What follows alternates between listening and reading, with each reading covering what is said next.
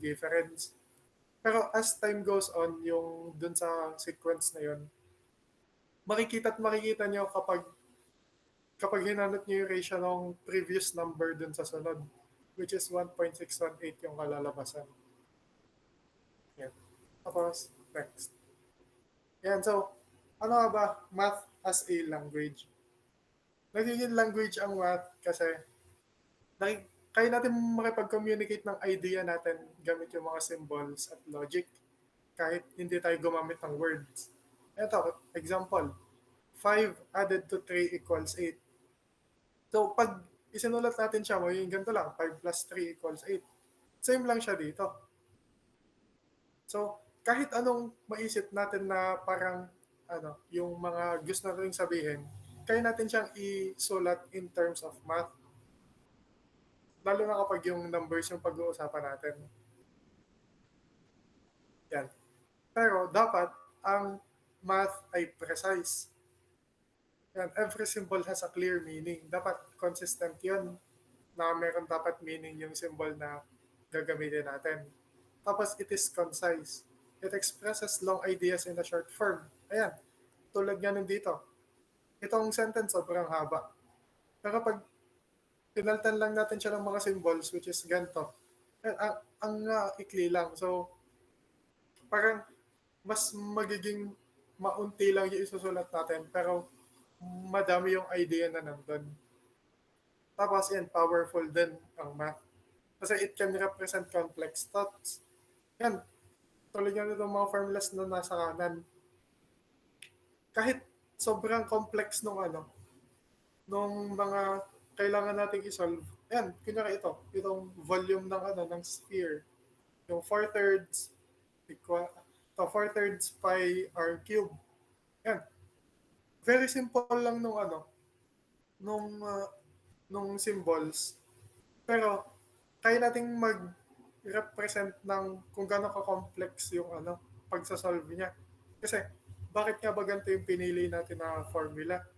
Kung ano, yung very concise lang na maliit.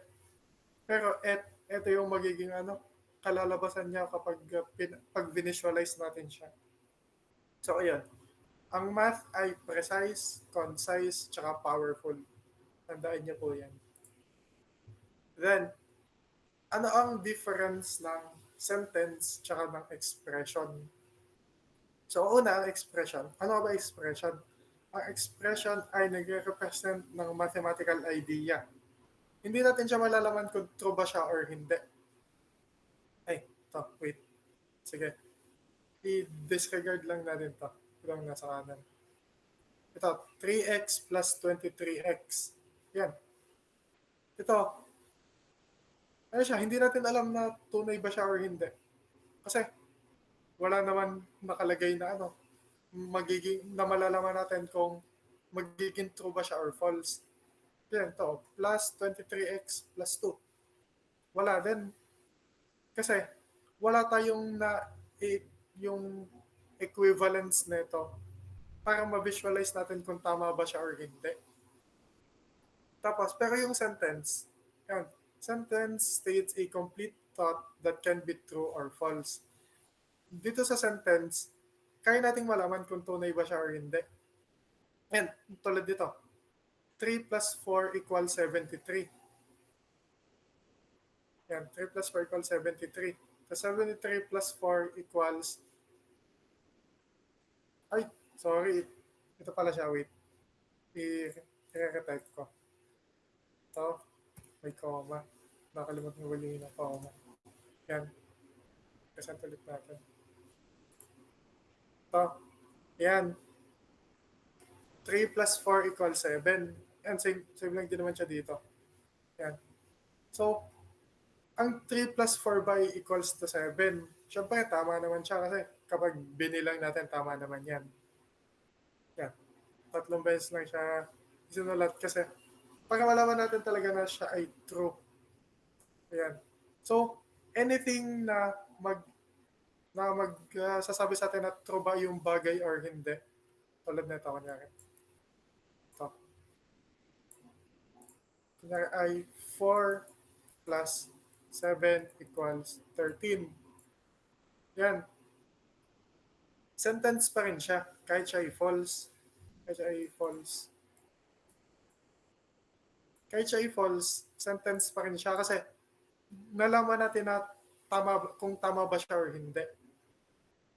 Tapos, pero yung expression ay 2x plus 3 equals 5. Ayan. Sabihin natin ganito siya. Malalaman ba natin kung true ba siya or hindi? Hindi, di ba? Kasi wala tayong value ng x. Since wala tayong value ng x, hindi natin malalaman kung tama ba yung expression. Kasi kung wala tayong value ng x, hindi natin alam kung eto ba ay 1. Kung 1 siya, tama siya. True. Magiging true siya kung 1. Kung x equals 1 ay magiging true. Pero hindi naman siya na-specify. Since hindi naman siya na-specify, hindi natin siya makakount na sentence kasi wala talaga tayong basis para malaman kung tunay ba siya or hindi. So, ang tandaan nyo, kapag meron siyang yung mga x, y, something, pag may mga gandan yung ibinigay sa inyo na equation, most of the time ay expression siya. Unless, merong, kunyari ganito, magiging sentence lang siya kapag ang binigay sa inyo ay ganito, 2x plus 3 equals 5, where x equals 1. Yan. Pag ganito, sentence na siya. Kasi kaya na natin i-prove kung tama ba tong equation na to or hindi using this, yung binigay sa atin na ipapang-substitute sa x. So, ayun lang naman. Very, very simple lang naman para malaman natin kung expression ba or sentence. Yeah. And any questions pa or wala naman? Nakakasabay naman ng lahat. Yan, thank you po. And so next tayo. Lipat na tayo sa next slide. Ito, connectives and conventions. Ito. Ano ang difference ng connectives at ng conventions? Ang connectives, yung mga symbol na nagko-connect lang sa mga terms and tulad ng mga plus signs. Ito, wait lang. Kasi ang ibig sabihin ng mga ganan, yan ay mga connectives. Ito, yan. Yung lahat ng mathematical symbols natin na ginagamit ay part ng connectives. Part din to, yung ganito. Part din yan, yung and, ito ay end, ito ay or. Yan. Yung mga and or symbols, tsaka yung ganito, yung then symbol. Ito. Yan. Yung mga ganan ay part din siya ng connectives. Kasi kaya nating makipag-usap ng, makapagsama ng dalawang different idea. Diyan ito. I am Paul. Ayun lang po. Yan. I am Paul. Tapos he is Adrian. He is Adrian.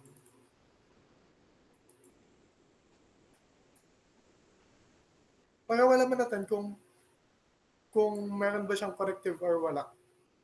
Pag meron tayong end, ang end yung connective kasi I am Paul and he is Adrian. Parang naging complete thought na yung sentence na may dalawang different idea. Ay lang naman yung connectives. Parang siyang yung grammar lang siya, grammar. Yung para lang mag-connect ng two different ideas. Siya ay grammar-based lang, itong connectives. Pero yung conventions, ang conventions ay standard practices. Yan. Tulad na kunyari, pag pag ba magsusulat ka ng yung ano, yung pangalan, pangalan, which is, I, Adrian, Adrian. Di ba dapat kapag yung true noun ba yun or something? Basta yung pag magsusulat ka ng names, dapat capital letter yung simula. Kapag ang conventions kasi mga rules and regulations para malaman natin kung ano nga ba yung pinaka correct na way ng pagsusulat or basta mga rules lang siya kung saan saan ba yun? And for equality, capitalizing constants or using PEMDAS, and kunyari yung PEMDAS, meron tayong rules kung paano tayo gagamit ng ano, nung plus minus times at divide, which is yung PEMDAS. PEMDAS. PEMDAS. Yan. Which is yung parentheses, exponents, tapos multiplication or division, tapos addition or subtraction. Yan. Ang PEMDAS ay rules natin kung saan tayo sa start ng order of operations. Yun ay convention kasi meron tayong rules na sinusundan. Ay lang naman siya yung rules na sinusundan pag conventions. So next slide natin is mga examples. Yan. Examples lang siya ng connectives. Yan. Ay, yung connectives tsaka itong yung sa sentence and expression. So yeah. Lang siya yung words to symbols. Yung isinulat ka dito, words to symbols lang siya. So yan, 12 more than a number. So yan, 12 plus x. Ang 12 plus x ay expression lang. Kasi hindi natin siya kayang matama or hindi. Yan, lahat yan expression. Tapos ito, 8 minus x, 8 minus a number. An unknown quantity less 14. Yan. Ay lang naman siya. Nagbigay lang ng mga examples kung paano natin isusulat gamit yung mga words. So, ang next natin is sets. Yan. Meron po bang tanong dun sa connectives and conventions? Kung wala naman is mag-next na tayo sa sets. Thank you po. Ayan. And, ang bilis pala matatapos dito. Nakakalhati na tayo ng PPT. Tas 6:20 something lang. So, ayan. Ano ba ang sets? Ang set ay collection of well-defined objects, which is yung elements. The sets are written using curly brackets and capital letters to name them. Ayan, so, ang mga set ay laging nagamit tayo ng capital letters. Kunyari, letter A. A, tapos meron tayong curly brackets. Tapos, kunyari, ang elements ng ating A ay real numbers. Ang real numbers ay starting 0, 1, real numbers pala, wait. Meron bang 0 ang real numbers? Nakalimutan ko yun. So, yan. Integers ata ang may 0. Yan, so 3, 4, 5, and so on. Pag magsusulat kayo ng mga infinite sets, yung hindi natin alam kung saan siya matatapos, lagi kayo magsulat ellipsis, which is yung tatlong dot dito. Yan. Tatlong dot lagi. Pag magsusulat kayo ng ellipsis. Kasi, ayun yung nagsasabi sa atin na meron pa siyang mga kasunod na hindi natin kaya isulat kasi sobrang dami na niya. Tapos, i-close brackets lang natin siya. So, yan. Ayun lang naman yung pagsusulat ng sets. Ganyan lang siya lagi. Pero meron tayong two types na pagsusulat ng set. Mamaya i-discuss ko yung isa pang part. And so ito, A set of counting numbers from 1 to 10. Ito hanggang 10 lang siya. Wait. Sulat natin hanggang 10. 6, 7, 8, 9, 10. Yan. Ito yung una nating set. Ito, set of counting numbers from 1 to 10, which is 1, 2, 3, 4, 5, 6, 7, 8, 9, 10. As susunod is a set of an English alphabet from A to E. Ang A to E naman ay 8.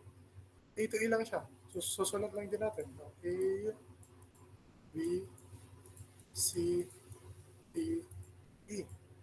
Yan. At ito naman yung sunod. Tapos yung sunod, counting numbers. Ang counting numbers natin ay letter N, which is natural numbers. Pwede natin siya na isulat na ganito na lang. A equals natural numbers. Ito. Ang N kasi ay set of all natural numbers. So, pwede natin isulat na ganyan na lang. Or, kung gusto nyo na specific, ito. Yung tuloy sinulat ko kanina, yung may ellipsis. Yan. Same lang naman siya. Since ang N naman ay natural numbers, which is yung lahat ng counting. Tapos, yan. So, positive, even integers naman.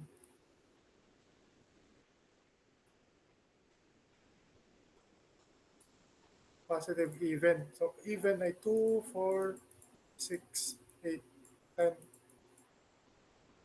Para malaman natin kung saan tayo magtitigil kung gusto natin mag-ellipsis. Ang pinaka gusto ko kung magsusulat ako ng ganun ay 5 numbers lagi.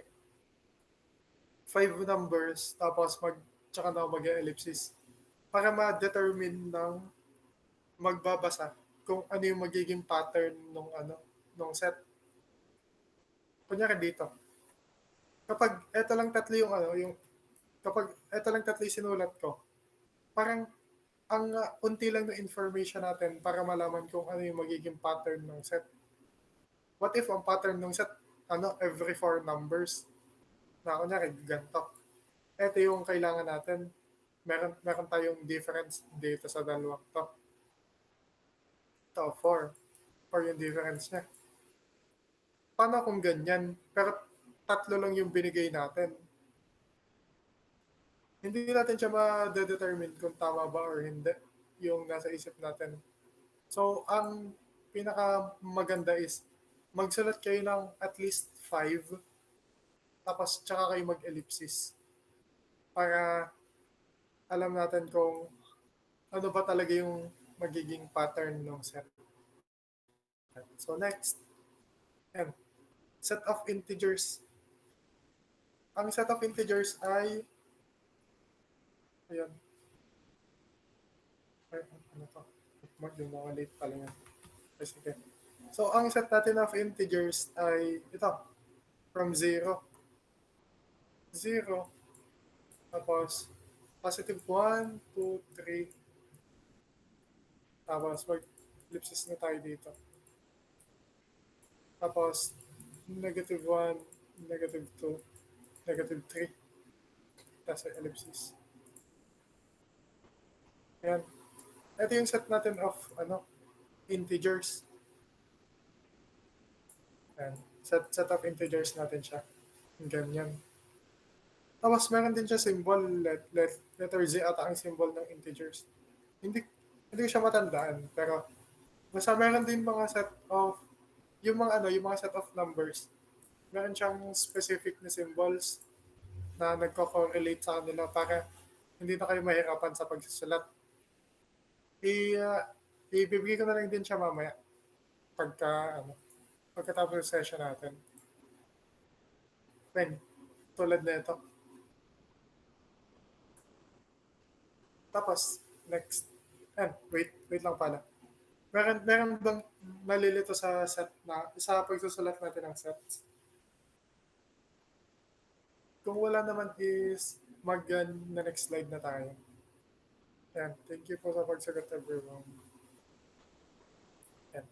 So, next slide na tayo. Yan, meron tayong different types of sets. Yan. Yung unang type of set is unit set, which is isa lang yung nasa loob ng set. Isang element lang siya. Para malaman natin kung ilang elements nga ba ang nasa loob ng set. Ganito. Yan, ganun. Kunyari, kahit anong, kunyari, 5. Kunyari, high, high. Yan. Singleton siya. Kasi, isang element lang siya. Like yung high na word yung element. Pero once na magkaganto siya, magkaroon tayo ng comma, hindi na siya singleton.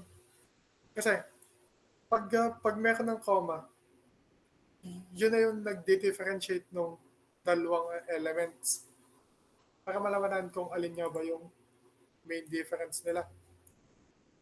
So, ang singleton ay yung lahat ng sets na walang commas, which is eto. Tapos, isang word lang or isang number lang yung nasa loob. So, ayun lang naman siya. Very simple, singleton.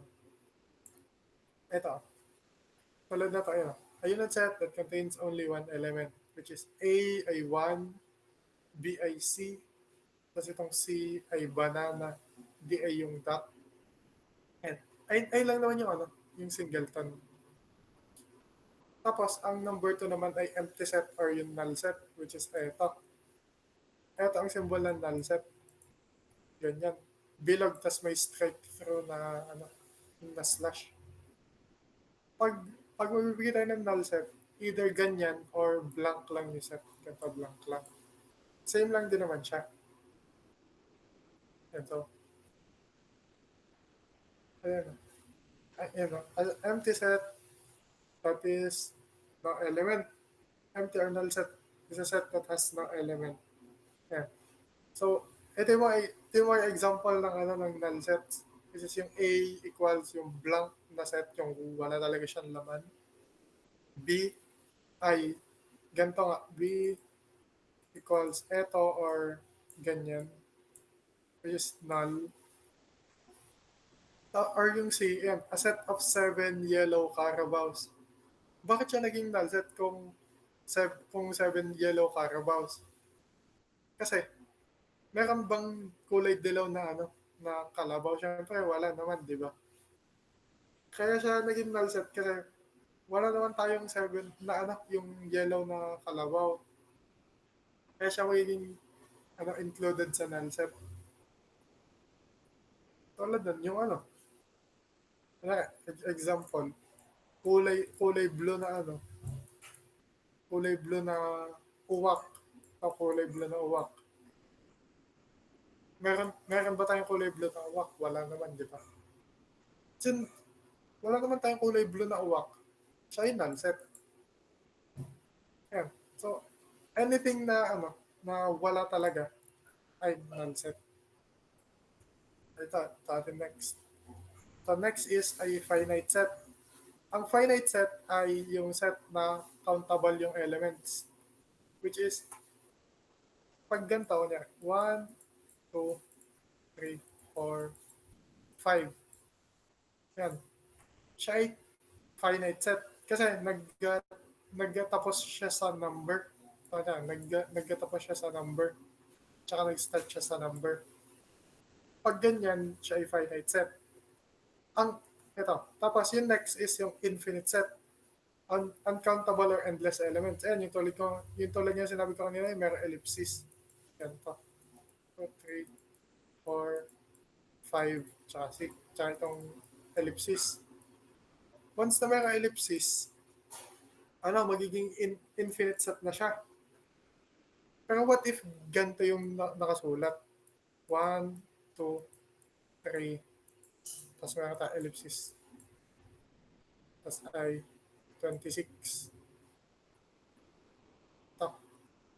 Finite ba siya or infinite?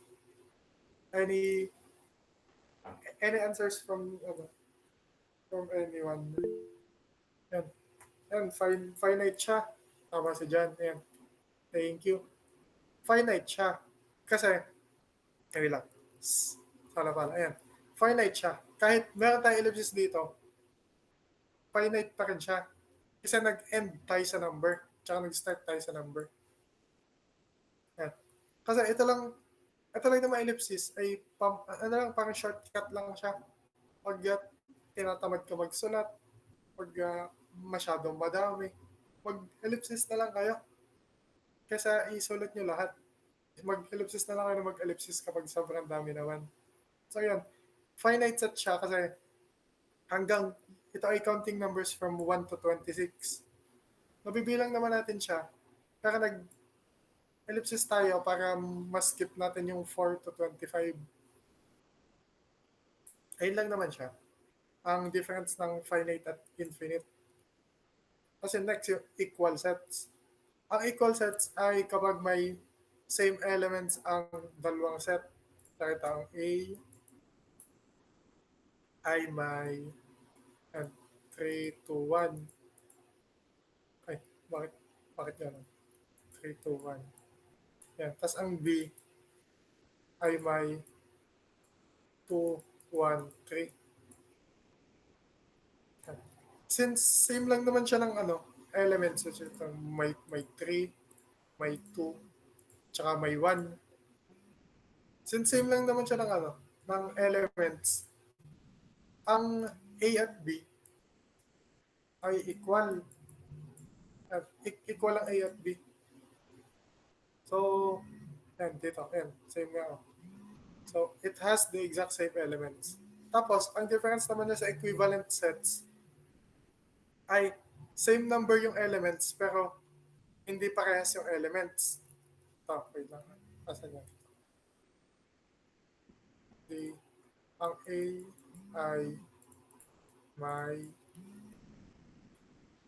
1, 2, 3. Tapos ang B ay may 4, 5, 6. Yan. Same number of elements siya, tig-tatlo. Since same number siya ng elements, ang A ay equivalent sa B. Tama. Equivalent siya sa B. Basta ang tandaan nyo, bibilangin nyo lang kung ilang elements kapag equivalent. Tapos pag equal, kung same ba siya. Lang naman siya. Tapos, ang next natin is universal set. Universal set. Ang universal set ay yung lahat ng elements na dinidiscuss. Ang universal set natin ng dito sa lahat ng examples natin, from finite to equivalent, isasalat natin lahat ng nung nasa, ito ang maging universal set niya is, anyway lang, isulat mo na natin itong sa ABC. ABC. Tapos, 1, 2, 3, 4, 5, sa ellipsis. Yan. Itong universal set ng netong mula finite hanggang equivalent. Kasi yung lahat ng elements ng ng A ng finite, yung B ng infinite, yung A at B ng equal, tapos yung A at B din ng equivalent sets ay part ng universal set. So, bakit dito sa example ko 1 to 6 lang yung nakalagay? Kasi ayun lang yung ginamit dun sa lahat ng sets na magiging example. Pero dito, isinulat ko na rin yung ABC tsaka yung yung counting numbers. Kasi ayun yung ginamit natin dito sa lahat. Ayun lang naman ang universal set. Tapos, next natin dito. Yan ito, subsets. Andito din ba yung Feeling ko hindi ko ata siya. Ayun pala yung complement. Sige. Naligay ko pala yung complement. I-discuss ko siya mamaya. Ito. Tapos, meron tayong subsets. Ang subsets, ay, kunwari ito, A. Meron tayong subsets na 1, 2, 3. Ang subsets ng A ay 1. 1. 1, 2, pangit ka magsulat. Tapos 3. So, 1, 2, 1, 2, 1, 3, 2, 3. Tapos, 1, 2, 3. Tapos, hindi mawala lagi ang null set. Yan. So, kapag ganyan, yan. So, isusulat nyo lahat ng combination nung tatlong nung lahat ng elements. Tulad na ito, 1, 2, 3. Tapos may 1, 2, 1, 3. Tapos 2, 3. Tapos 1, 2, 3. Yan na yung lahat ng combination, which is yung subsets. Tapos, para malaman natin kung ilang subsets ang nasa isang set, bibilan natin to elements. Lagi siyang 2 raised to yung number ng elements. Lagi siyang ganito. 2 raised to the number of elements. Yan. Tulad netong netong example natin. Hindi tatlo. 2 raised to 3 ay 8. Yan o. 1, 2, 3, 4, 5, 6, 7, 8. 8 yung subsets niya. So, tama yung ganito. Tapos, yung mga next naman, which is yung perfect subset, proper subset. Ang proper subset ay yung subset ay hindi equal dun sa dun sa mismong set, sa main set. Kunyari ito, A. Ang A natin ay 1, 2, 3. Hindi magiging subset ang ang B. Ito. Hindi magiging subset ng A hindi magiging proper subset ng A ang B. Kasi same siya. Magiging subset lang siya, which is yung ganito. Subset. Ayan. Ang A, ang B, tama ba? Ang B. Tama. Ang B ay subset ng A, pero ang B ay hindi siya hindi siya proper subset ng A. Kasi equal siya dito. Dapat hindi siya equal para maging proper subset. Dapat eto lang. Yan. Ganyan. Pag ganyan lang, siya ay proper subset na. Siya ay proper subset na. So, dapat ang tandaan natin para maging proper subset ay hindi siya equal sa ating main set. Pag hindi siya equal ay, ayan, pag hindi siya equal ay siya ay proper subset na. Kasi yan to. Para yung sa sinabi ko kanina, if a set has n elements, then the number of subsets is 2 raised to n. Which is ang example natin ay, if A equals 1, 2, 3, then 2 raised to 3 ay meron tayong 8 subsets. And any questions po sa type of sets? Wala naman everyone. Sige, wait lang. Mag-reply na ako sa parents kung natawag kasi sila. Chuchu. Oh. Tama yata.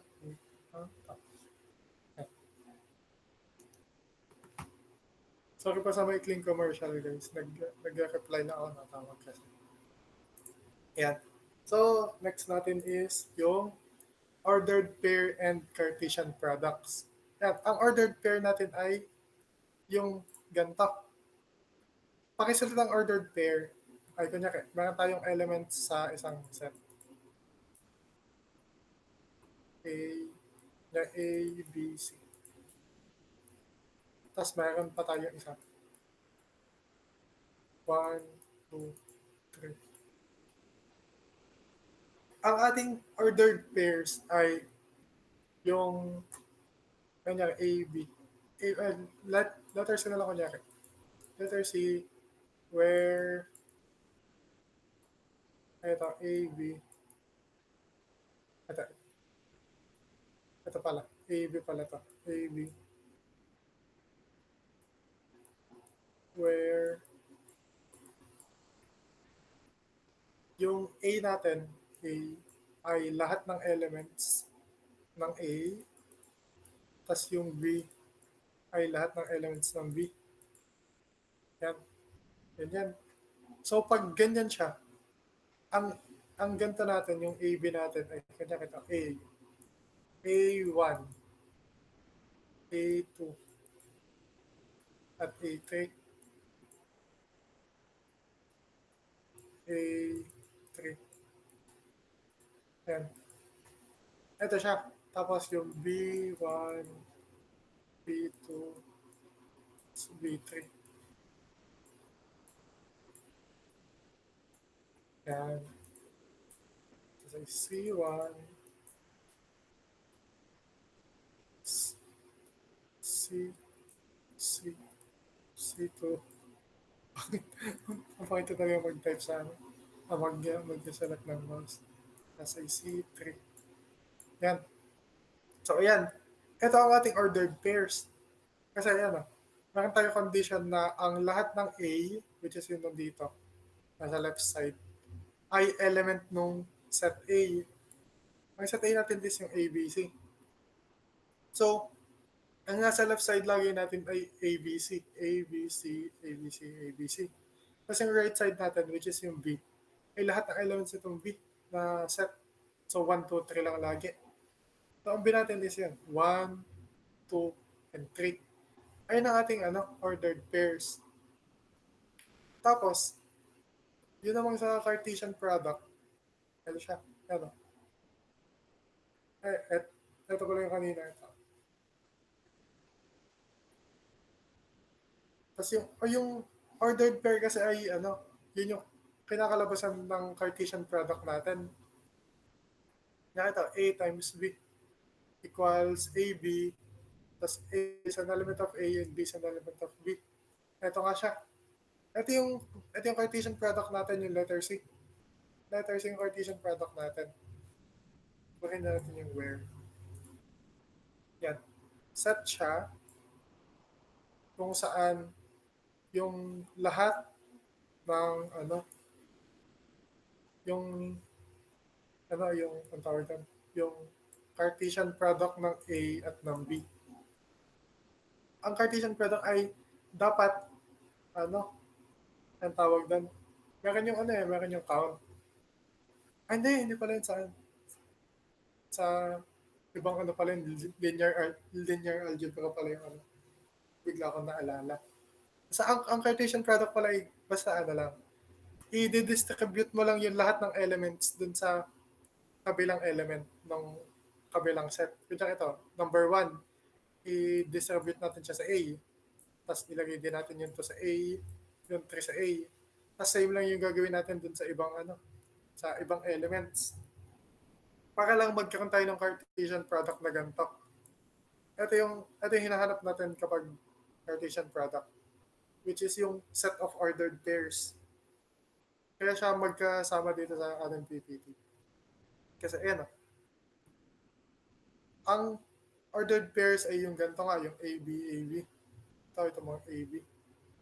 Tapos ito, yung Cartesian product natin. Since AB, AB lang din siya, yan to yung AB. AB, AB lang din siya. Ayun yung ating Cartesian product. Meron po bang, nakakasabay po ba ang lahat? Wala naman pong nalilito and all. And thank you po. And so, on next natin. And kung man may tanong kayo, feel free na mag-chat na lang. And operations natin sa sets. Yan, ang first operation natin is yung union. Yan. Ito ko na. A, union B. Ang A union B, ito. ipagko-combine natin lahat ng elements. Tapos, dapat hindi siya magdodoble. Kaya ito. Dito sa example ko, yan o, 1, 2, 3, union, 3, 4, 5. Pag mag-union tayo, hindi natin i-count yung lahat ng duplicates. Lahat ng duplicates yun na 1, 2, 3, 3, 4, 5. Kunyari ganyan. Pag may duplicates tayo, tanggalin na natin. Hindi naman kasi, pag sets kasi, hindi na natin kailangan ng duplicates kasi once is enough pag sa sets. Kaya yan. So, kung man nag-union kayo ng merong magkagaya na number, isang beses nyo lang siya isulat kasi magmamali kayo kapag dalawang beses nyo siya sinulat. Tapos yung next natin is yung intersection. At intersection A, intersection B. And para mas mabilis siya maintindihan, isulat ko na lang siya as Venn diagram. So, Venn diagram natin siya. Yan. Ang A union B, ay meron palang butas. Yan. Ang A union B ay eto, yung lahat ng red ay ng A union B natin. Kasi yan, lahat ng elements, yung kagaya man or hindi, isusulat natin. Tapos, ang ating intersection B, ganito intersection B natin, ang A intersection B, yung magkakagaya lang na elements, which is yung nandito, yung mag-overlap lang dun sa dalawang sets. Tapos, ang sunod is yung difference. Elements in A, but not in B. O na, ito, 1, 2, 3, minus 2, and 4. Tapos 1, 1, 3 lang. Yung, yung kinalabasan. Ito siya. Kunyari ito, wait. Meron tayong ganito. Ang minus kasi yung difference. Tatanggalin natin yung kagaya tsaka yung andito, yung hindi. Basta yung buong set ng B, kunyari ito A, ito yung B. Yung lahat ng elements ng B, tatanggalin mo lang sa A. So, kung ang A ay kunyari 1, 2, 3, tas ang B ay 3, 4, 5. Since meron tayong magkagaya na number, tatanggalin lang natin siya kapag meron tayong difference. Kunyari A minus B. Ang difference niya ay ito nga, yung 3. Magkagaya yung 3. So, tatanggalin natin siya sa A. Kasi A yung babawasan natin ng B. Tapos yung 4, wala naman siyang kagaya. So, wala tayong tatanggalin sa B. Sa A. Tapos yung 5, wala din kagaya sa A. So, wala rin tayong tatanggalin. Tapos, kung ano yung matira na dun sa A, yun yung difference nilang dalawa. Tapos, same lang din siya kapag pag ang gagawin natin is yung B minus A.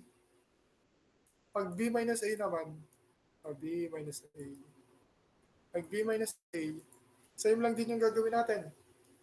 Hahanapin natin yung kagaya, ito 3. Tapos tatanggalin natin dun sa dito sa leading natin, which is yung B, sa babawasan. Tatanggalin lang natin siya. Tapos kung ano yung magstay, ayun yung natin, ayun yung difference natin. Tapos ang next naman natin is yung complement. Ito, complement. Ang complement ay ganito. Kaya mag-drawing tayo ng box. Para malaman niya kung ano yung complement. Tapos meron tayo dito universal. Ang universal set, yung sabi ko nga kanina, yung lahat ng elements sa universal set. Ang universal set ay yung lahat ng elements na kahit nasa loob man siya or nasa labas ng set. Kunyari ganito. Tapos meron pa tayo dito Ganun. Venn diagram. Ito ay A, ito ay B. Yan, A at B. At so yung A na lang pala hindi tayo para hindi tayo nalito. A. Ito. Ang A natin ay 1 at 2. Ito. Yung sa example natin, ang A natin ay 1 tsaka 2. Ito yung dalawang value natin sa A. Pero ang value ng ating U ay 1, 2. Ito, 1, 2, 3, 4, tsaka 5. Yan. Since ang value natin ng U ay 1, 2, 3, 4, 5, tapos ang value lang natin ng A ay 1 at 2, ang ating A complement, which is A prime or A complementary, which is letter C. Same lang yung A prime at AC, guys. So, yan. So, ang ating A complement ay yung lahat nung nasa labas ng A pero nasa loob ng universal set. Tapos ang nasa labas ng ating A ay 3, 4, tsaka 5. So, ang ating A complement or A prime ay 3, 4, 5. Yan. Ganyan lang siya. Para lang siyang difference. Para lang din siyang difference yung A complement. Pero ang lagi mong babawasan ay yung U. Lagi siyang ganun. U minus A. I equal sa A prime. Yan. Pag medyo nalilito kayo kung ano yung gagawin for A prime, ang gawin niyo lang is i-minus niyo yung A, yung set natin sa universal set. Tapos yun yung magiging complement. Same lang din naman siya. At ito lang yung mas magandang visualization para malaman natin kung ano nga ba yung complement. Ang complement kasi yung lahat yung wala sa A pero nasa U. Ayun lang ating complements. So, ayun nga. So, meron po bang, ayun, may A, C, C. Oo, meron din yan. Ganito, wait, asan yan? A complement, tapos complement. Ang A complement ay, ano lang, A lang siya. Kasi, dun sa kanina, ganito, di ba? Ito yung ating visualization ng U, tas A. Ito yung A natin. Yan. Okay na yan, kahit pangit yung circle. Yan, A. Ang ang complement natin, di ba etong nasa labas. Ang A complement natin ay etong nasa labas. Wait lang. Meron din siyang butas. Yan. Ang ating A complement ay ito. Asa pa isang butas? Yun. Yan. Okay na ata. Yan. Ang ating A complement ay ito. Tapos, kung magka-complement ulit tayo, since ang complement nito ay yung wala dito. Yan ito. Kasi di ba ang complement is, kunyari, ito yung set natin, yun nasa loob. Yung lahat ng white space, yun yung complement natin. Tapos, kung hahanapin natin yung A complement, edi eto. Since ito yung A complement natin, ano naman yung white space? Di ba yung A? So, ang complement ng A complement ay yung A lang. So, babalik lang ulit tayo dun sa A. Para lang siya magpapabalik-balik lang tayo dun. So, ayan. Kung meron pa kayong tanong, feel free lang na mag-chat sa ating Gmeet. Ayan. Wala na po bang tanong? Everyone, ayan. Thank you po ulit sa pag-ano. Ayan, so mag-next na tayo. Ayan. Joint and disjoint sets. Yan. Ito lang naman siya. Ang joint at disjoint ay kung ganito. Drawing na ulit natin siya. Ito. Yan. joint set siya. Kasi meron tayong common grounds. Meron tayong meron, meron tayo na element na parehas nasa A tsaka nasa B. Siya ay joint. Yun lang siya. Very simple. Pag meron tayong nag-overlap, joint siya. Pero pag wala tayong nag-overlap, which is yung pag ganito, which is wala tayong nag-overlap na elements, ganan, disjoint siya. Yan. Yan o. So, ayan. So, ang explanation, ang definition natin ng joint set ay share at least one element. So, example is yung A ay 1, 2, 3, ang set B ay 2, 4, 6. Meron tayong 2, which is yung common element natin. Since may common element tayo, siya ay joint set. Tapos pag naman wala tayong common element, tulad nito, 1, 2, 3, tsaka 4, 5, 6. Wala naman nag-overlap na element. Pag wala nag-overlap, edi siya ay disjoint. Yan. Okay naman sa lahat. Makakasabay naman, hindi naman siya masyadong mabilis. Kung okay naman, edi mag-next na tayo. Yan, 7:03 na. Kailangan natin itong matapos. Yan, relation. Ang relation ay kung parang lahat ng pair nung elements, lahat ng pairs. Para lang din siyang katulad nung ordered pair, yung kanina yung sinabi ko. Yung ordered pair lang siya. Yung ang lahat na kunyari A equals 1, 2, 3 and B equals A, B, C. Yung Cartesian product na ito ay relation. Relation lang siya. Pero meron tayong dito. Pero meron tayong condition. Pag relation, meron tayong condition. So, dito sa example, let A equals 1, 2, 3 and B 2, 3, 4. So, lagayin natin yung nasa example. Lagayin natin. 2, 3, 4. 2, 3, 4. Meron lang siya relation. Meron lang relation ang A sa B kapag yung element ng A ay less than sa element ng B. So, ayan. Kunyari, pag 1 yung pinili natin sa A, less siya sa 2, 3, 4.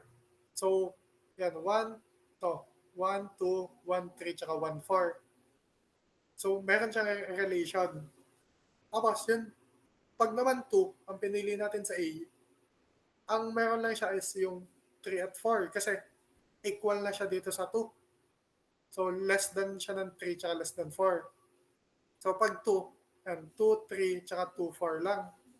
Tapos kapag 3, siya ay less than 4 lang. So, 3, 4. Ayun yung relation natin. Ang relation natin ay yung mismong magiging natin, parang ordered pair pero may conditions. Tapos, ang x values ng range, ay tinatawag na, saan ba yun? Ang x ata ay, and first set is called the domain and second set is called the range. Ang x ay domain ata, domain. Kung tama yung pagkakatanda ko. Ang x ay domain, ang y yung range. Yan. Feel free to correct me kung nagkabaligtad ako. Pero ayan. Ayan lang naman siya. Yung x values ay either domain or range and vice versa. Hindi ko lang tanda kung tama ba to. Pero I think tama yan. Hindi ko lang talaga ma-correct. I-check ko na lang din mamaya para tama tayo. Tapos, ayan. Meron po ba tayong questions? Ayan. Hindi naman pa rush. Ayan. Okay. Thank you, Risha. Yan. Ano po ulit sa joint and disjoint po? Sorry po. Ayan. Ito. Okay lang. I-drawing na lang ulit natin. Ang joint sets ay kapag meron tayong common element dun sa dalawang set. Kaya ito, set A at set B. Ang set A ay may 1, 2, 3. Tapos ang set B ay may 2, 3, 4. Yan. Kapag isinulat natin siya sa Venn diagram, meron tayong 1, 2, 3, 4.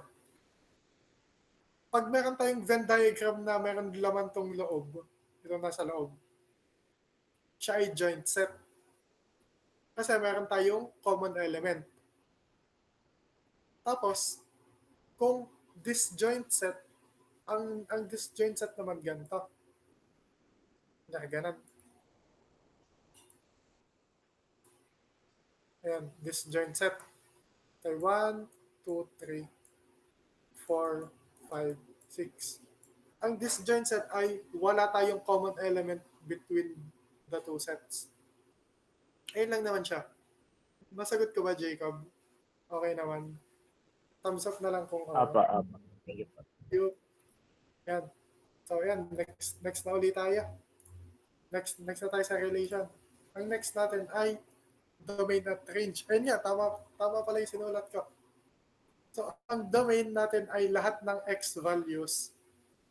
Tapos ang range ay lahat ng y values. Which is ito. Domain is yung 1, 2, 3. So, 1, 2, 3. Ang range natin ay 3, 4, 5. Tandaan niyo lang, ang domain natin ay yung left side ng ordered pair. Tapos ang range natin ay yung right side ng ordered pairs. Ayun lang naman siya. Madali lang naman siya. So, ang next natin is yung function. Ang function ay dapat yung element ng A ay isang beses lang lalabas sa ordered pair. Ito, ang A natin ay 1, 2, 3. Yan.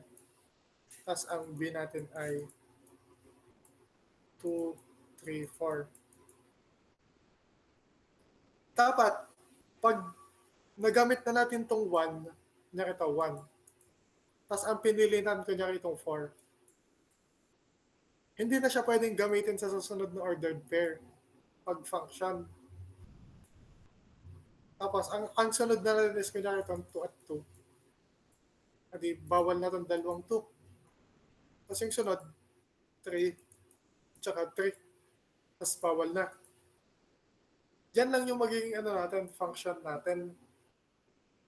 Basta kung ano lang yung kung ilang numbers lang ng elements, ayun lang din yung number of functions. Kung ano yung pinakamaunting number ng elements ay yung mismong maximum natin na number of functions. Kunyari meron pa itong 4. Pero hindi natin siya magagamit. Kasi wala na siyang ka-pair dito sa B. So, ito yung madi-disregard na natin kasi wala na siyang equal dito sa B. Ayun lang naman siya. So, kung ano yung pinakamaunting number of elements, ayun yung magiging number of natin. Number natin ng functions. Yan. Ito yung definition. A function is a special type of relation that connects elements from one set called the domain to another set called the range, but with one important rule. Each element in the domain is paired with exactly one element in the range. It's still made up of ordered pairs x and y, but no x value is repeated with a different y value. Yan. So dapat isang beses lang lalabas yung domain natin, which is yung x. Isang beses lang dapat siya lalabas. Tapos yung y, pwede ata na 2 beses siya lumabas. Basta, parang siyang ganito. Ito siya. Hindi ko sure kung tama ba yung magiging visualization ko na ganito? So, 1, 2, 3. Ang relationship, ang relation ay pwedeng ganito. Ganyan. Ay na relation. To. Kanyari ganyan. Relation siya kasi multiple times na lumabas yung A sa ating x value. Ano ito x value? Ang ating y. Multiple times siyang lumabas. Pero magiging function lang siya kapag isang beses lang lalabas ang kada element. Kapag isang beses lang siya lalabas. So, ayan. Kapag multiple times yung nakita yung left side, ito, pinaka madaling tandaan. Kapag multiple times itong nakita ko, nakita YA, 1A, tapos meron ulit 1B, ito, 1B. Pag ganyan, pag madaming beses nyo ito nakita sa left side, siya ay relation. Tapos kung isang beses na lang siya makikita, so ito ay 2B, siya ay function na. Yan. Very simple lang naman siya na explanation, pero tandaan niyo siya lagi. Pag multiple times lumalabas yung left side, relation. Pag isang beses lang, function. Yan. Okay naman po ba sa lahat? Yan. Hello po, baka naman po mahabol ang binary operations kasama daw po sa midterms. And, oo, ma-discuss natin siya. Yung binary tsaka yung k-list table. Pero, ayan, i-skip na ba natin to? Or hindi naman? Kasi may time pa naman tayo. Huwag na lang muna ng choice skip. Tapos, ang operations natin ng functions, ayan, ganito lang siya. Para lang siyang, pag f plus g, ganito f plus g, yan, gagawin nyo lang function of x plus f of x plus g of x. Tapos pag minus, ayun lang din, ilalabas nyo lang din. I-distribute nyo lang yung x. Tapos pag multiplication, ayun lang din. Parang mag-times lang kayo na mag-ano. Parang ilalabas nyo lang lahat. So, ayan. Ito na yung end ng ano natin, nung first natin na PPT. Ito yung end natin, operation of functions. Kasi next na natin is ito, ayan, si Mr. Degala, yung ating tutor number 2. Yung tutor ng batch na naggawa nito. Ako kasi naggawa ng ano natin nung PPT natin. So, ayan. So, ang start natin is tong modulo arithmetic. Ang modulo arithmetic ay, ayan, ang ibig sabihin natin ng modulo, yun ay yung remainder natin after mag-division. Ayan. So, A modulo n ay remainder when A is divided by n. Kanya ito, example. Meron din example dyan sa baba, pero kanya A, kanya 3 modulo 2 equals 1. 1. Kasi ang 1 natin is yung remainder kapag nag-3 divide 2 tayo. 3 divide 2, 1, 2, may remainder tayo na 1 or 1. Since meron tayong remainder na 1, ayun yung ating modulo. Ayun yung kalalabasan na ito. Kasi yan. Madali lang naman siya. Tandaan nyo lang kapag modulo ay remainder kapag magde-divide. Yan. Tapos ito naman, yung para malaman natin kung ano kunyari yung kunyari ang modulo natin ay 1. Ilang? Asan ba yun? Ito. A modulo B equals R. R. Tapos ang A equals BQ plus R. Ito siya. Ang A natin ay yung dividend. Ito. Dividend. Ito. Ang ano natin yung A, yung nasa loob nung pag magde-divide tayo. Ang B ay yung divisor. dito. Tapos, ang Q natin yung quotient, which is yung lalabas dito, quotient. Tapos, yung remainder. Dito sa ilalim, remainder. Yan. Para makuha natin tong A, kung man kailangan nating hanapin, given tayo ng ng B, which is itong divisor natin. Kanya 3. Ang ating divisor. Tapos ang quotient natin ay 5. Tapos may remainder tayo na 1. Ang A natin ay 16.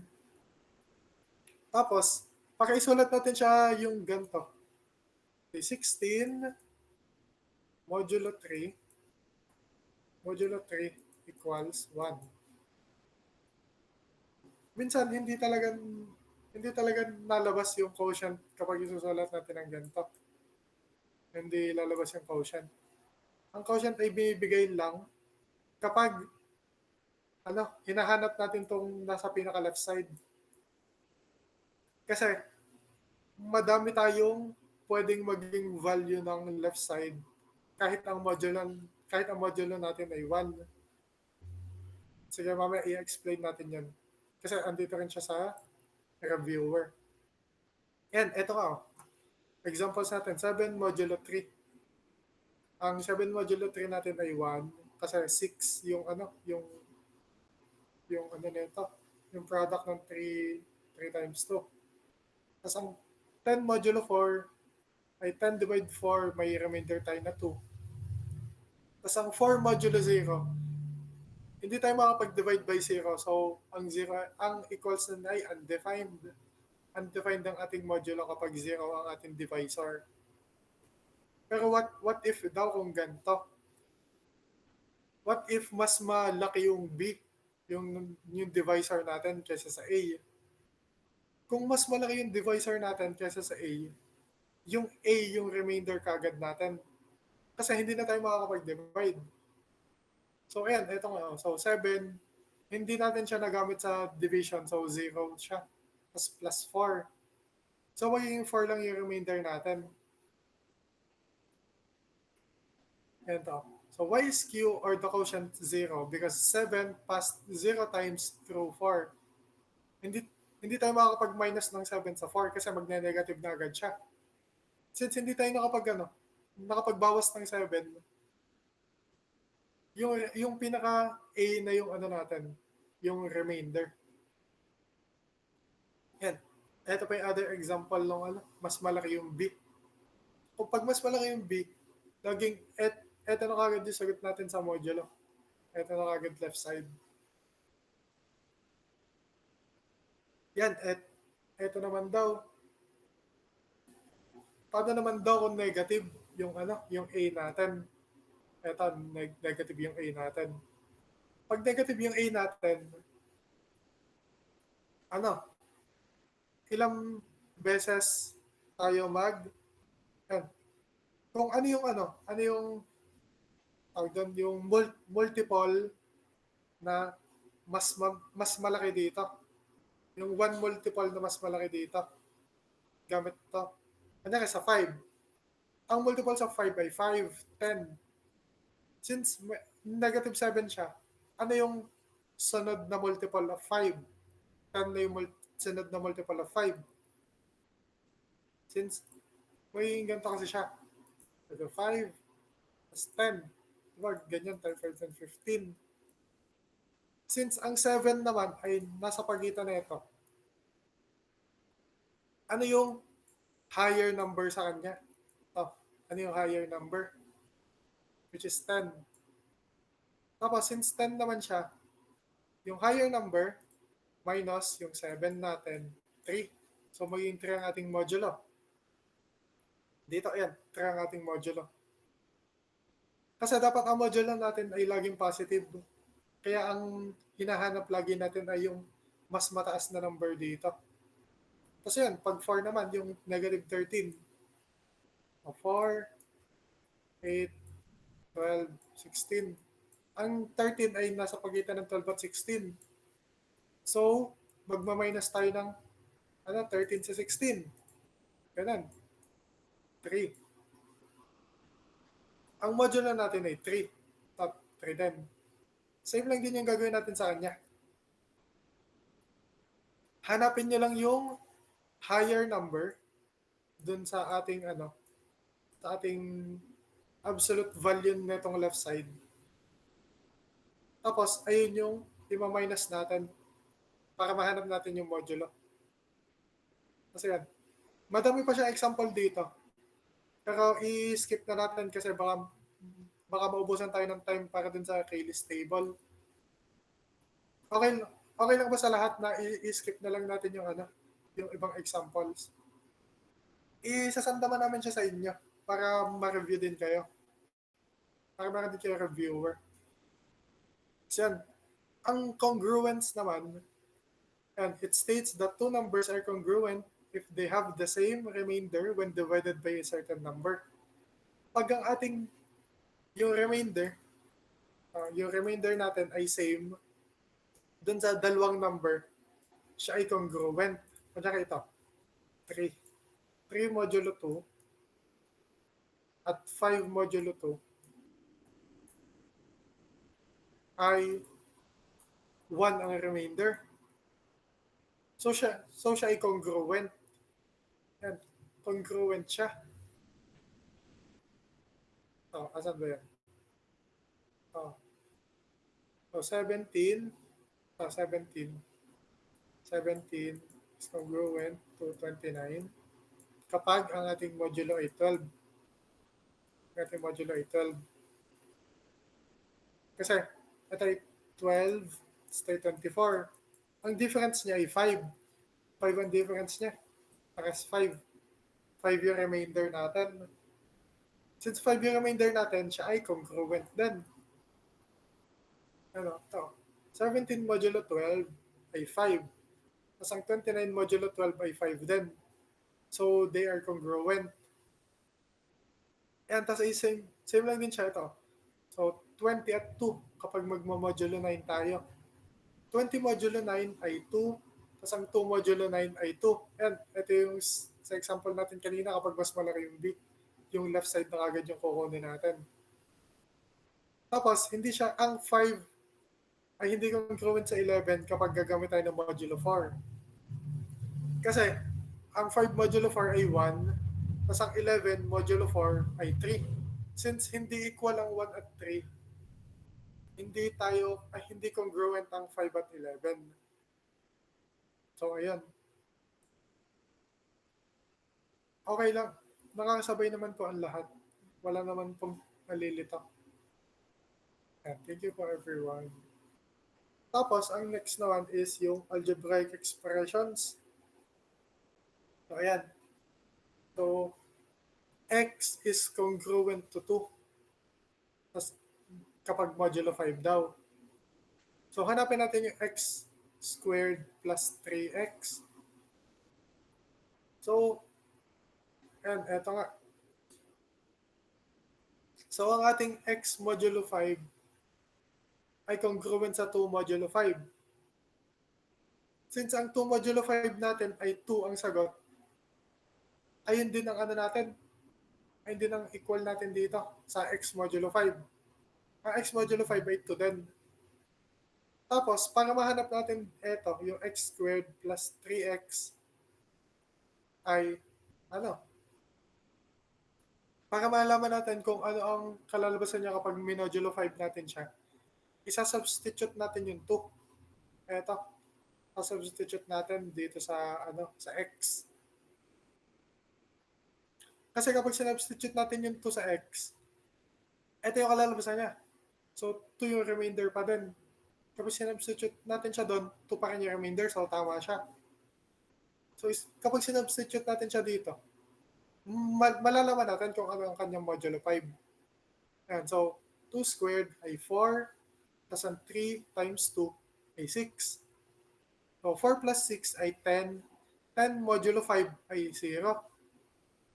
So, ang x squared plus 3x modulo 5 ay 0. Kasi ayun yung sinubstitute natin, ay yung 2.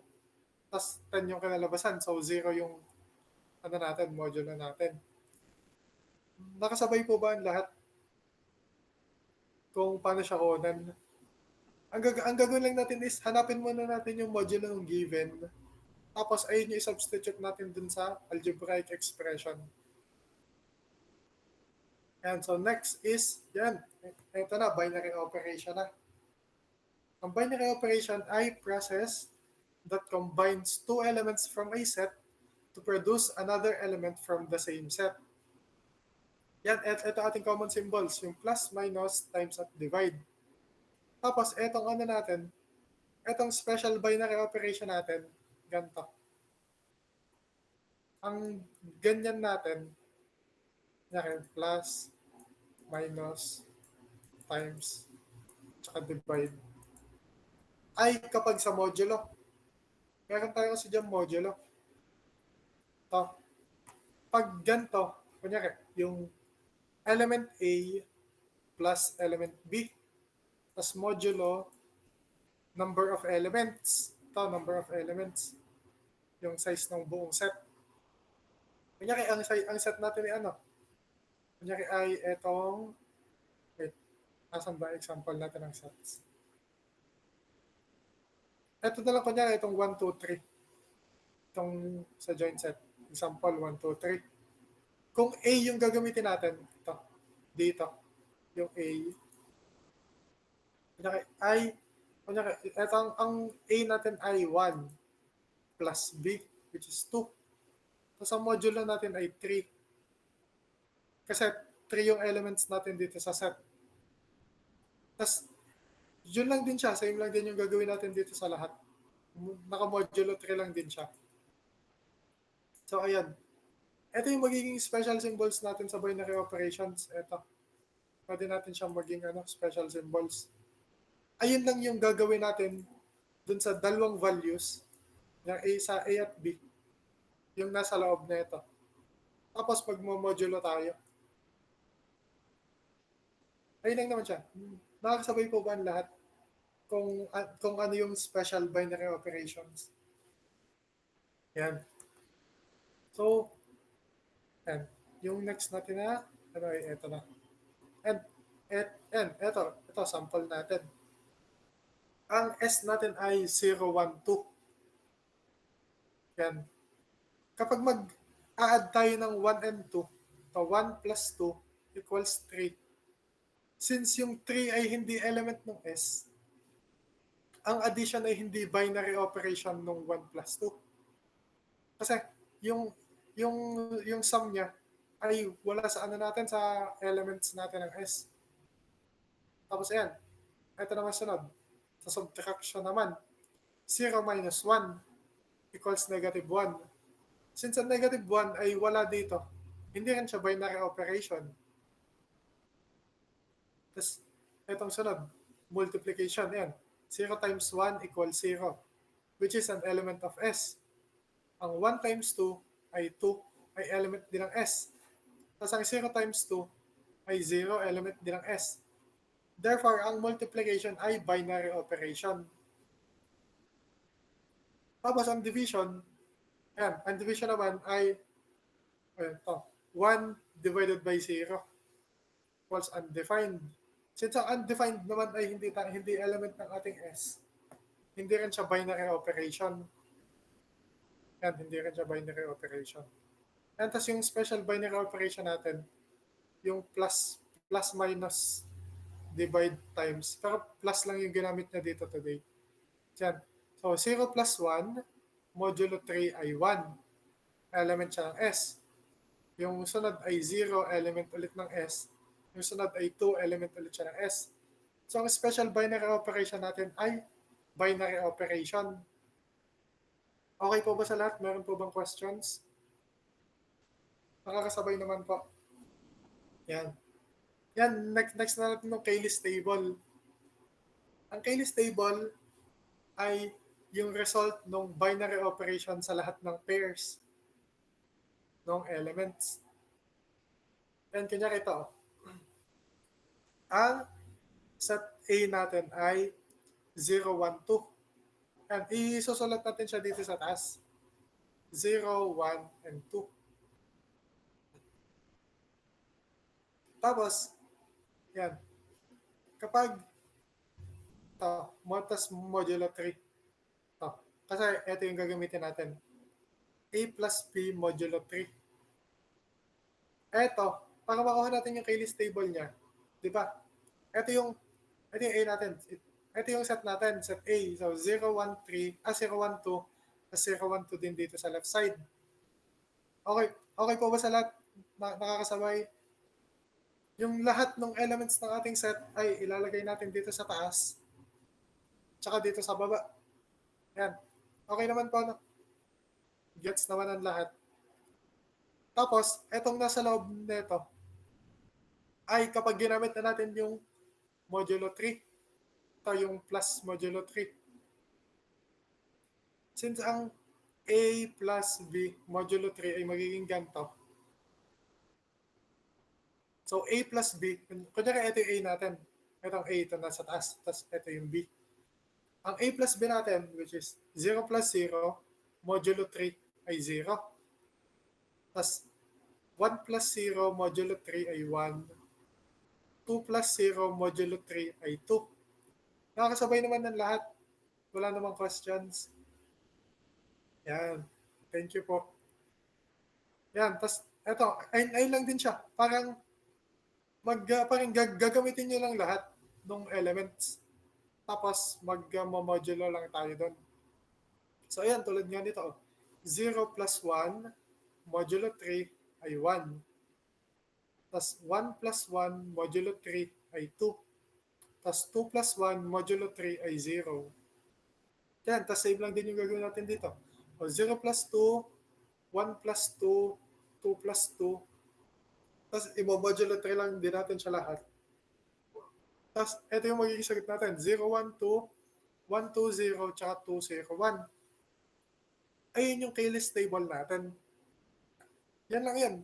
Madali lang yung Cayley table natin. Para lang siya ano, yung sagot ng ating mga modulo. Sagot lang siya ng ating pag minodulo lang natin lahat ng elements. Kasi yan, ito naman, other binary operations. Ayun, yung subtraction tsaka multiplication. Ayun, yung sabi ko nga kanina, ayun lang din yung gagawin. Pag may ganito tayo, A minus B. Pag may ganito, A times B. Tapos, yun lang din yung gagawin natin sa kanya. Ito, yung example. So, 0 minus 0 ay, tas modulo 3 ay 0. 1 minus 0 modulo 3 ay 2. Tama ba ito? Or, yan, tas ay 2 minus 0. What? Bakit ito ganito? Or, tama naman to. Ito. Or, ganito yung ginagawa niya. Hindi, tama pala. Bakit to 1? Hindi ba naman to yun? Hindi, tama pala. Tama pala, sorry guys. Tama pala. A, or hindi, baka ano, ito yung A niya. Ito ata yung A natin. Ito nasa baba. Kaya ako nagkamali. Ito pala yung A natin. Tapos ito yung B, nasa taas. A minus B ay 0. And 0 minus 1 ay negative 1. Since negative 1 siya, ano ang multiple of 3 na malapit sa negative 1? E di 3. Tapos, 3 minus 1 ay 2. Ayun natin modulo. Tapos yung sunod natin ay 0 minus 2. E di negative 2. Ano malapit sa negative 2 na multiple of 3? 3. 3 minus 2 ay 1. Ayun ating modulo. Ayun ating remainder. Tapos yung mga sunod, ayun lang. 1 minus 0 ay 1. 1 minus 1, ang modulo natin ay 0 din. Isang 1 minus 2 ay negative 1. Since negative 1 ay 2, ang ating modulo sa negative 1, 2. Ang ilalabas din natin dito. Tapos same lang din yung gagawin natin siya dito. Yan. 2 minus 0, modulo 3, 2. 2 minus 1, modulo 3 ay 1. 2 minus 2, modulo 3 ay 0. Nakakasabay po ba ang lahat? Wala po bang nalilito? Yan. Ako yung question lang po sana. Nakadepende po ba sa given ng operation na gagawin natin para sa binary operation? Or may definite na operation na po siya? ano, based siya sa question. Kung ano yung hinahanap dun sa question, ayun lang din yung gagawin natin na binary operation. Pero kung sinabi sa question na i-try lahat, tapos hanapin kung alin yung binary operation, edi i-try natin lahat. Pero para malaman kung binary operation siya, ay kapag yung sagot natin ay andito sa elements. Pag wala siya sa elements, hindi siya binary operation. Yan. Oo, ayun lang yan. Madali lang siya. Hindi naman kayo papahirapan ng Sir Lersey. Huwag kayong mag-alala. Yan. So, ayun lang din yung gagawin natin dito sa multiplication. I-skip na natin kasi medyo madami-dami pa tayong i-gagawin.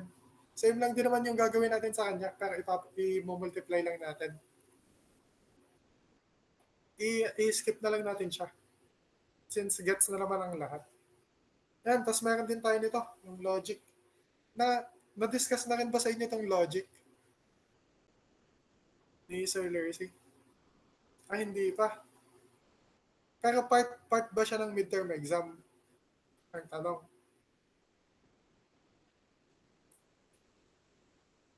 Ay, hindi na siya part ng midterm exam. Okay. Since hindi na pala siya part ng midterm exam, hindi i-discuss ko pa rin ba or wag na? Kayo naman ang bahala kung gusto niyo i-discuss ko para meron kayong idea kung ano yung i-discuss na sunod.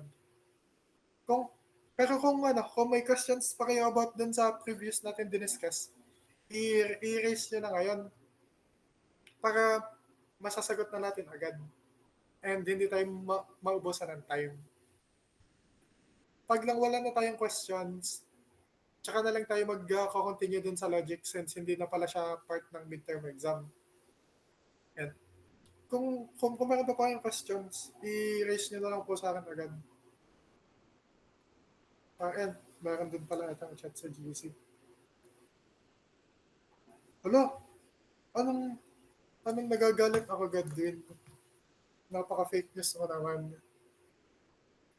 Anong nagagalit? Gulat ko. Magbabasa ako ng GC kasi meron tayong notif. Tapos ay galit pala ako doon. Oh my, OMG. So, ayan. Kung meron pa tayong ayan, wait lang, asan pa ba yun? Kung wala na naman tayo, Sensu, wala naman pala tayong wala naman tayo i-rush na i-discuss. I-continue na natin tong K-list table. Yan. I-continue na lang natin kasi hindi na pala kasama yung logic. So, okay na pala siya. So, okay na pala lahat na discuss natin pero meron pa tayong 20 minutes. Ituloy na lang din natin itong K-list table. So, ayan. So, kapag mag-multiply naman, ayan. So, 0 times 0, modulo 3 ay 0 din. 0 times 1, 0 times 2, since 0 lang naman siya, 0 din yung magiging modulo natin. Tapos pag 1 times 0, 0. 1 times 1 ay 1. So, ang modulo natin doon, kapag modulo 3 ay 1, may remainder. Tapos 1 times 2, modulo 3, magiging 2 ang remainder natin. Tapos pag 2 naman, 2 times 0 ay 0. Tapos 2 times 1 ay 2. Modulo 3 ay 2. Tapos 2 times 2 ay 4. Modulo 3. Yan. So, ay modulo 3 ko na. 4 modulo 3. 4 modulo 3 ay 1. Kasi minus lang tayo ng minus dyan. Equals natin ay 1. So, ayan. Madali lang naman talaga yung sa modulo. Basta maalam kayo mag-divide, madali na yung modulo. Basta kung ano lang yung remainder, ay lang yung ating kalalabasan. Yan. I'm not sure po if natakal na po ito kuya kanina sa relations po kasi may properties po siya. Yung reflexive, symmetric, and transitive. Ayan, sige, wait lang. Tingnan natin. Hala, bawal kasi ata buksan yung mga PPTs nung previous natin, yung previous professors ko.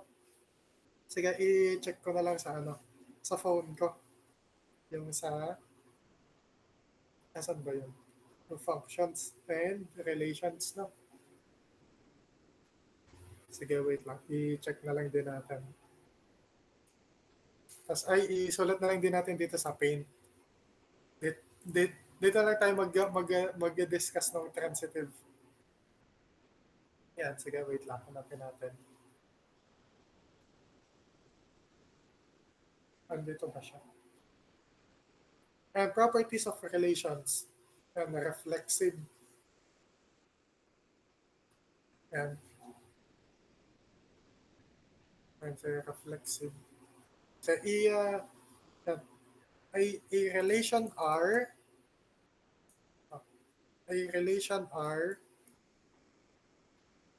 on A, sa A, ay reflexive kapag lahat ng element ng A ay related sa isa't isa. Kunyari ganito. Ito. Ang ating magiging reflexive siya kapag ang elements natin ng A kunyari ay 1, 2, 3. Yan. Magiging reflexive lang siya kapag ang ating relation ay 1, 1, 1, 2. Tama ba ito na sa example? Ayan. Oo. 2, 2, 2, 1.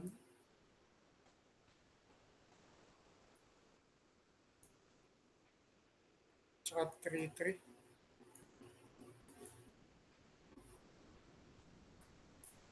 Bakit parang kulang to?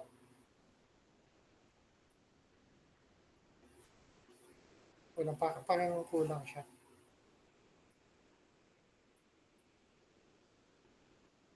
I-check ko na lang din ulit. Hindi. Kasi ano lang siya. One in itself. Yan. Basta kapag meron tayong ganito. To. Kapag meron tayong element na ganito.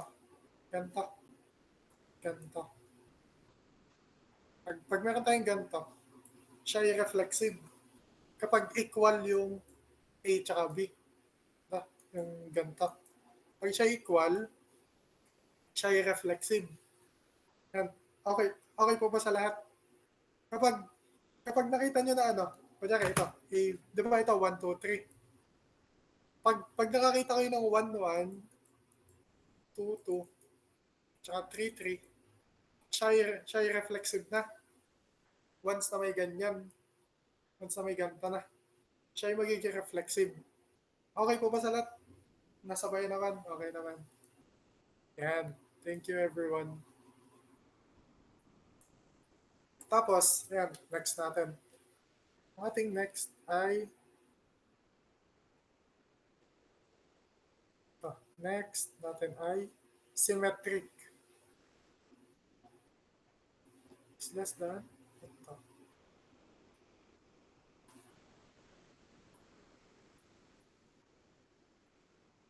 Oh. Yan. Ang symmetric natin ay ganito. Symmetric yan, symmetric. Spell symmetric, double M. Symmetric. Ang ating symmetric naman ay kapag ang ating elements, kunyari ito, ang elements natin ay 1, 2, 3, tapos 3, 4. Yan, 3, 4. Kunyari ganun. Magiging symmetric lang siya. Kasi ano yan, minsan kasi merong mga condition. Meron kasing condition para malaman natin kung magiging symmetric ba siya or hindi. Kunyari ang tanong, if kung yung bang A, kung eto ba kunyari itong A, ay less than B. Kaya yan. Kung ang A ay dapat ba ay less than B? Ito kunyari 1. 1. 1 and 3. So, 1 and 3. Tapos, kukuha tayo dito, tsaka kukuha tayo dito. Tapos, magiging symmetric ba siya? Kung yung magiging tama pa rin ba siya dito? Kung pagbabalik na rin natin itong dalawa. So, magiging 3, 1. Tama pa rin ba siya dito? Siyempre, hindi na. Kasi ang A natin ay 3 na. Pero since ang 3 ay greater than 1, magmamali na tayo siya dito sa conditional statement natin. Therefore, hindi na siya magiging symmetric. Yan. Ayun lang naman siya. Nagets, di ba guys? Ang gagawin niyo lang is yung isang ordered pair, kapag tama na siya, tapos pag binaligtad nyo, tama pa din, symmetric siya. Pero pag magmamali na siya pag binaligtad nyo, siya ay hindi na symmetric. Ayan. Ayun lang naman siya. Madali lang naman siya. Tapos, ang next natin ay, wait, tingnan ano next? Transitive. Asan ba ito? Transitive. Ito ang transitive rule. If A is greater than B and B is greater than C, then A is greater than C. Ito ang transitive property natin. Yan. Ito ang rule natin for transitive property. Kapag ang A natin ay mas malaki sa B, at logic lang to guys ha. Huwag, hindi ito yung pinaka-basis. Ito lang yung kung magka-correct ba siya. Yan. Kung ang A natin ay mas malaki sa B, which is true, kanya siya ay true. Tapos ang B natin ay mas malaki sa C, which is true din. Therefore, ang A natin ay mas malaki sa C. Tama din siya. Nasaan siya? Nandun siya sa dapat na i-discuss natin sa logics. Eto, asan ba yun? Nandito siya eh. Asan ba siya? Yung transitive rule ng madami nga pala kayo sasauluhin dito sa sa logics. Ang dami niyan. Dami niyan, guys. Dami natin kailangan sa uluhin dyan. Ay, wala pala ata dito. Pero yan. Kasi, ang transitive property kasi, once na mag-true tong isang statement, tas ay same lang din naman siya halos dito. Like, connected naman siya. Kapag ginamit natin to, tsaka ito, dapat magiging true pa rin siya. Ayun yung transitive property natin. Kaya ang nakalagay dito sa example dito, ay meron ulit tayong conditional statements. Meron ulit tayong conditional statements. So, kung ang A natin kunyari ay, ang elements kunyari natin ay 1, 2, 3 ulit. 2, 3 ulit ang elements. Tapos 3, 4. 3, 4. Yan. Kung ganyan ulit ang ating elements, kung ang A natin, kunyari ang A natin ay 1, A equals 1, ang B natin ay equals sa 2, ang C natin ay equals sa 4. Yan. Kunyari, ganyan yung gagawin natin. So, kung ang A natin ay, ito yung gagawin natin 1 is great. Ay, hindi pala. Baliktad pala to para magtama. 4 pala dapat to. 4. Sorry. And 4. Kasi ito ang 2, ito ang 1. Yan. Ganyan pala dapat. Tapos kung isusulat natin to ordered pair, yan, 4, ito 4. Tapos yung B natin ay 2. Yan. Kung isa-substitute natin itong ordered pair natin dito sa taas, dito, mag-satisfy siya dun sa condition, which is tama. Next natin, itong BC. BC. Kung ang B natin ay itong 2, ang C natin ay 1, yan. Kapag ipinlag naman natin siya dito, tama ulit. Tapos, yung huli natin ay C. Ito, 4 plus 1. Pag pinlag natin siya dito, tama. Ayun yung transitive property. Kapag, ganyan ito, meron kasing visualization dun sa dun sa PPT na sinend sa amin dati, ng first year. 4, 1. Yan. Meron siyang ganito. A ay connected sa B, tapos ang B ay connected sa C, tapos dapat ang A ay connected din sa C. Ganyan. Parang dalawang beses lalabas yung A. Nagagets ba ng lahat? Okay naman. Hindi naman siya medyo nakakalito. Basta lang, tandaan nyo lang yung mga conditional natin, conditional statements. Kung hindi nyo pa rin magets yung transitive, eto lang lagi tingnan nyo, eto. If A is greater than B, and B is greater than C, therefore, A is greater than C. Yan. And kasi ang ating transitive property. Tapos, pag naman hindi siya transitive property, walang interaction ng A sa C. Like, hindi magiging correct yung interaction ng A sa C. Kaya ito, eto kanya magiging less than. Dito, magle-less than tayo. Since ang A natin ay true, etong first statement natin ay true, tapos ito ay true din. Tapos dito nag-false tayo. Ma-break yung natin, yung parang interaction natin from A to C. Kasi mag-false tayo dun sa conditional statement natin na huli. Yung between A and C.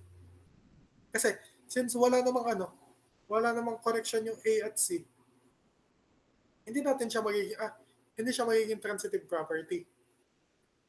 Ayun lang naman siya. So, kailangan meron tayong interaction from A to B, B to C, tapos kapag meron ding interaction ng A to C, siya ay magiging transitive.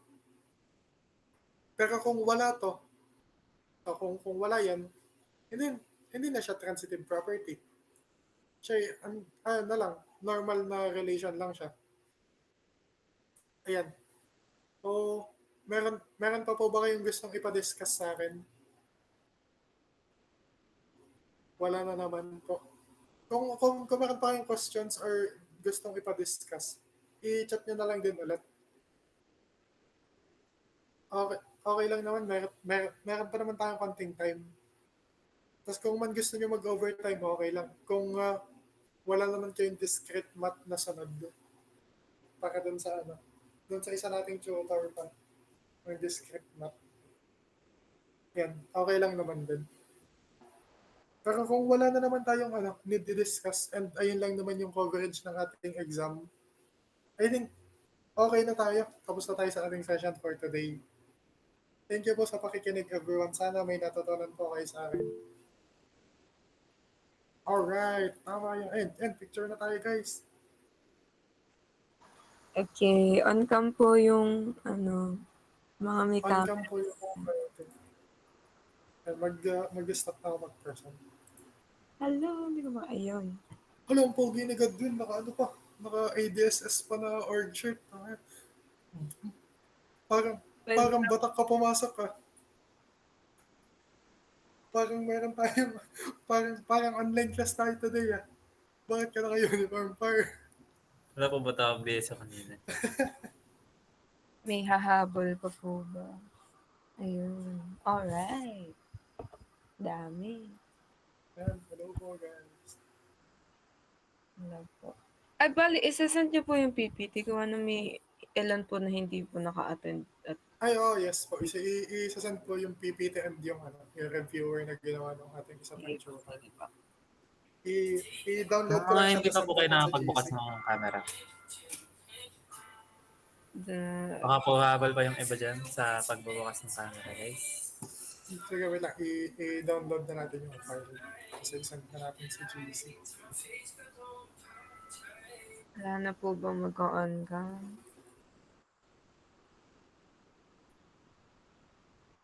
Okay.